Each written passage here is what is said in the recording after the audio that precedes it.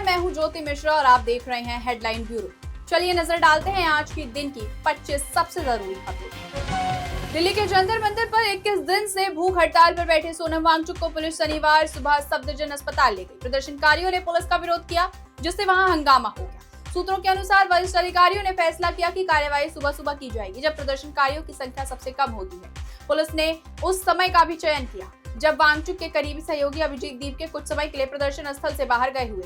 करीब 30-35 पुलिसकर्मी सादे कपड़ों में बैरिकेडिंग वाले प्रदर्शन स्थल के भीतर पहुंचे। पुलिसकर्मियों ने पहले सोनम वांगचुक के बिस्तर को चारों तरफ से बड़ी सफेद चादरों से ढक दिया, ताकि कार्यवाही के दौरान अनावश्यक भीड़ या अफरा तफरी ना हो और कैमरे पर कोई तस्वीर कैद ना हो। इसके बाद उन्हें मंच से उठाकर बाहर लाया गया। इसके बाद कॉर्पोरेट जनता पार्टी के फाउंडर अभिजीत दीपके ने जंतर मंतर पर भूख हड़ताल शुरू कर दी है। उन्होंने कहा है कि पुलिस ने सोनम सर को गालियां दी और उन्हें घसीटकर जबरन अस्पताल ले गई। जब मुझे ये खबर मिली तो मैं अपने दोस्त के घर से जंतर मंतर जा रहा था, तो पुलिस ने मुझ पर भी हमला किया। ये पुलिस अधिकारी नहीं है, ये आरएसएस के गुंडे हैं। सोनम वांगचुक को अनशन के 21वें दिन तबीयत बिगड़ने के बाद दिल्ली पुलिस अस्पताल ले गई। इस कार्रवाई का वीडियो सामने आने के बाद विपक्ष मोदी सरकार पर हमलावर। आप सांसद संजय सिंह ने पुलिस कार्रवाई को लेकर सवाल उठाते हुए कहा, मोदी जी सत्ता का अहंकार लंबे समय तक नहीं चलता। साथ ही उन्होंने आरोप लगाया कि वांगचुक की मांगे सुनने के बजाय उन्हें जबरन जंतर मंतर से हटाया गया। इस घटना पर अरविंद केजरीवाल ने भी मोदी सरकार पर निशाना साधा है। सोशल मीडिया एक्स प्लेटफॉर्म पर एक वीडियो जारी कर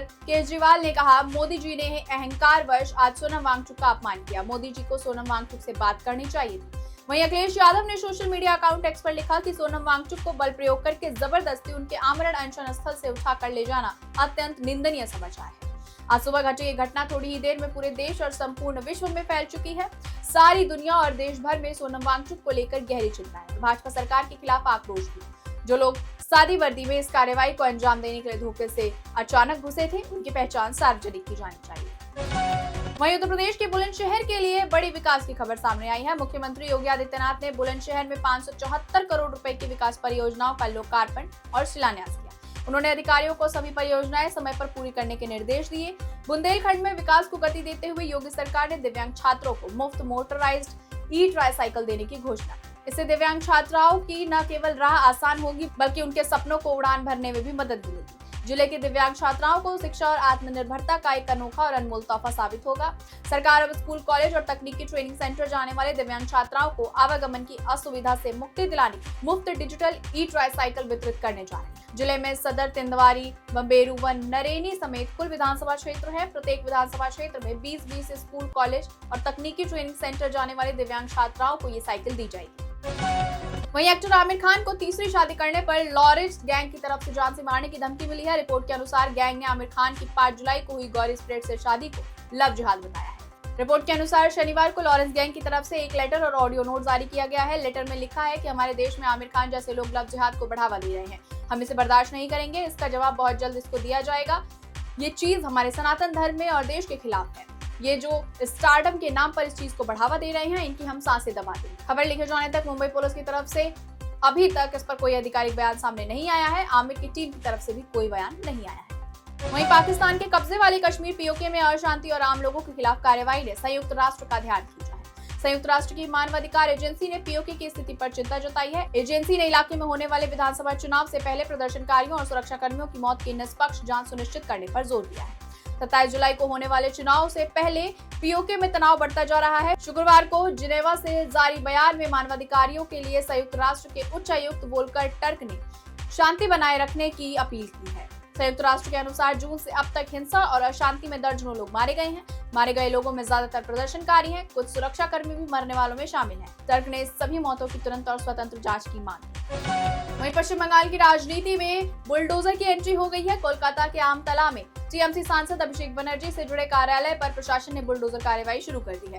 प्रशासन का दावा है कि निर्माण अवैध जमीन पर किया गया था। हालांकि टीएमसी ने इसे राजनीतिक बदले की कार्रवाई बताया है। शनिवार को आमतला में बुलडोजर का इस्तेमाल करके अभिषेक बनर्जी के ऑफिस को गिराने का काम शुरू किया गया। पूरे इलाके को पुलिस और केंद्रीय बलों ने घेर लिया है।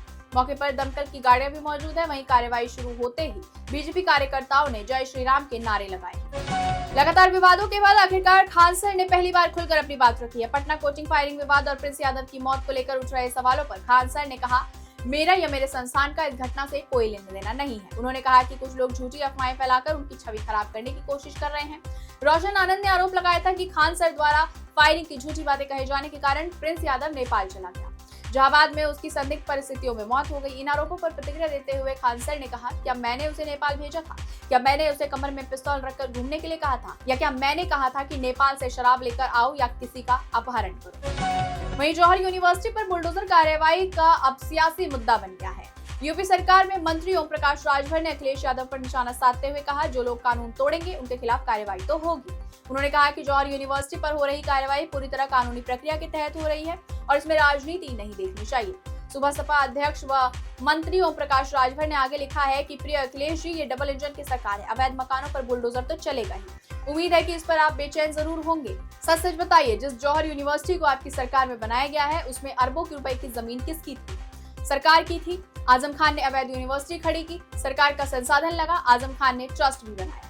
वहीं उत्तर प्रदेश की राजनीति में एक और दल ने बड़ा दांव खेल दिया है। चिराग पासवान की लोक जनशक्ति पार्टी रामविलास ने ऐलान किया है कि वो 2027 के यूपी विधानसभा चुनाव में सभी 403 सीटों पर उम्मीदवार उतारेगी। पार्टी का कहना है कि अब संगठन को बूथ स्तर तक मजबूत किया जाएगा और पूरी ताकत के साथ चुनाव मैदान में उतारा जाएगा। सिर्फ यूपी में ही नहीं बल्कि वो पंजाब और उत्तराखंड में भी लड़ेंगे। हालांकि आगे चुनाव में उनकी पार्टी अकेले लड़ेगी या फिर गठबंधन में लड़ेगी, ये अभी चर्चा का विषय है। उनकी पार्टी के पंजाब और अरुणाचल प्रदेश में भी विधायक हैं। ये बातें केंद्रीय मंत्री चिराग पासवान ने शनिवार को नॉलेज पार्क स्थित India expo centre and mart में आयोजित GNIOT कॉलेज के ओरिएंटेशन कार्यक्रम में। वहीं उत्तर प्रदेश सरकार ने एक बार फिर बड़ा प्रशासनिक फेरबदल करते हुए कई IAS और PCS अधिकारियों के तबादले किए हैं। कई जिलों में नए जिलाधिकारी और वरिष्ठ अधिकारियों की तैनाती की हुई है।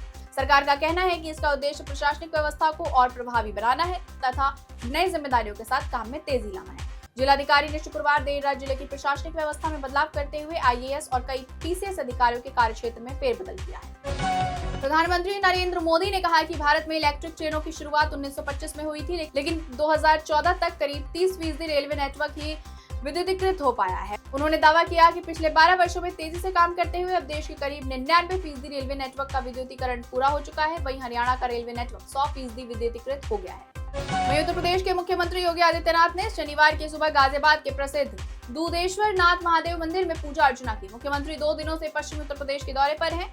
आज उनके बुलंदशहर और संभल से भी कार्यक्रम और रैलियां प्रस्तावित। मध्य प्रदेश के मुख्यमंत्री मोहन यादव ने UCC को लेकर बड़ा बयान दिया है। कटनी में एक कार्यक्रम के दौरान उन्होंने कहा कि जब देश एक है तो अलग अलग समुदाय के लिए अलग अलग कानून क्यों होने चाहिए। उन्होंने कहा, सभी के लिए एक समान कानून होना चाहिए और एक शादी का नियम सभी पर लागू होना चाहिए। सीएम ने ये भी संकेत दिया कि सरकार इस दिशा में कानून लाने की तैयारी कर रही है। आंध्र प्रदेश के श्रीहरिकोटा स्थित सतीश धवन अंतरिक्ष केंद्र से विक्रम-1 का सफल परीक्षण किया गया। हैदराबाद के स्काईरूट एरोस्पेस द्वारा विकसित ये भारत का पहला निजी ऑर्बिट क्लास रॉकेट है। 3 सॉलिड फ्यूल स्टेज और एक लिक्विड ऑर्बिट एडजस्टमेंट मॉड्यूल से लैस विक्रम-1 को 350 किलो तक का पेलॉड 450 किलोमीटर की लो अर्थ ऑर्बिट में पहुंचाने के लिए डिजाइन किया गया है। वहीं दिल्ली सरकार ने निर्माण स्थलों से होने वाले धूल प्रदूषण पर नियंत्रण के लिए AI संचालित डस्ट पोर्टल 2.0 लॉन्च किया है। ये platform real time monitoring, auto alert, GIS mapping, 360 degree कैमरे और PM10, PM2.5 सेंसर के जरिए निर्माण स्थलों की निगरानी करेगी। वहीं अमेरिकी राष्ट्रपति डोनाल्ड ट्रंप के चुनाव में विदेशी दखल के आरोपों पर रूस और चीन ने पलटवार किया है। रूस ने कहा कि अमेरिकी चुनाव में हस्तक्षेप के आरोपों की पहले भी कई बार जांच हो चुकी है और वो इन आरोपों को खारिज करता है। वहीं ट्रंप ने दावा किया कि चीन ने 22 करोड़ अमेरिकी मतदाताओं का डेटा हासिल किया था। चीन ने इस दावे को मनगढ़ंत और बेबुनियाद बताते हुए पूरी तरह खारिज कर दिया है। उत्तर प्रदेश के कौशाम्बी में एक सरकारी स्कूल के हेडमास्टर शिखा सिंह कथित तौर पर हाथों में चाकू और चापड़ लेकर स्कूल पहुंच गई। अभिभावकों की शिकायत के बाद पुलिस और शिक्षा विभाग के अधिकारी मौके पर पहुंचे। परिजनों ने अधिकारियों को उनकी मानसिक स्थिति ठीक न होने की बात बताई। वहीं BSC ने मामले की जांच के बाद निलंबन और कानूनी प्रक्रिया की बात कही। उत्तर प्रदेश से दिल दहला देने वाली खबर सामने आई है। बहराइच में दर्दनाक घटना। धान की रोपाई के बाद 12 साल का सुनील घाघरा नदी में हाथ मुंह धोने गया था, तभी अचानक मगरमच्छ ने उस पर हमला कर उसे पानी में खींच लिया। घटना में बच्चे की मौत हो गई। बताया जा रहा है कि सुनील कक्षा 6 का छात्र था। घटना का एक वीडियो भी सोशल मीडिया पर सामने आया है। बिहार की अदालतों के चक्कर कम करने के लिए न्याय श्रुति प्रणाली शुरू करने की तैयारी है। इसके जरिए पुलिस अधिकारी, जेल में बंद कैदी, गवाह और फॉरेंसिक विशेषज्ञ सुरक्षित डिजिटल माध्यम से अदालत में पेश होकर गवाही दे सकेंगे। पटना में इसका पहला मॉक ट्रायल सफल रहा। सरकार के मुताबिक अब इस व्यवस्था को चरणबद्ध तरीके से अन्य जिले अदालतों में भी लागू किया जाएगा, जिससे लंबित मामलों के निपटारे में तेजी आने की उम्मीद है। वहीं उत्तर प्रदेश के बाराबंकी में अयोध्या रोड स्थित जय दुर्गा ऑटोमोबाइल की दुकान में भीषण आग लगी। आग की लपटें इतनी तेज थी कि धुआं कई किलोमीटर दूर तक दिखाई दिया। सुरक्षा को देखते हुए पास में स्थित फाउंडेशन स्कूल को खाली कराया गया। मौके पर पहुंची दमकल की गाड़ियां आग बुझाने में जुटी, लेकिन पानी खत्म होने से आग दोबारा भड़क गई। बताया जा रहा है दुकान में फायर सेफ्टी के पर्याप्त इंतजाम नहीं थे। उत्तराखंड के मौसम विभाग ने अगले 3 घंटों के लिए सभी 13 जिलों में येलो अलर्ट जारी किया है। वहीं देहरादून, नैनीताल, चंपावत और बागेश्वर में भारी बारिश का ऑरेंज अलर्ट है। कई इलाकों में तेज बारिश के साथ बिजली गिरने और आंधी तूफान की आशंका है। लोगों को खराब मौसम के दौरान सतर्क रहने और अनावश्यक यात्रा से बचने की सलाह दी गई। कोटक महिंद्रा बैंक ने वित्त वर्ष 2026 और 27 की पहली तिमाही में अनुमान से बेहतर नतीजे पेश किए हैं। अप्रैल-जून तिमाही में बैंक का नेट प्रॉफिट सालाना आधार पर 26% बढ़कर 4,123 करोड़ रुपए पहुंच गया है, जो पिछले साल 3,282 करोड़ रुपए था। वहीं बैंक की नेट इंटरेस्ट इनकम भी 9% बढ़कर 7,928 करोड़ रुपए रही है। फिलहाल इस बुलेटिन में इतना ही। मिलेंगे अगली वीडियो में, तब तक के लिए जुड़े रहिए हमारे साथ और देखते रहिए हेडलाइन ब्यूरो। धन्यवाद।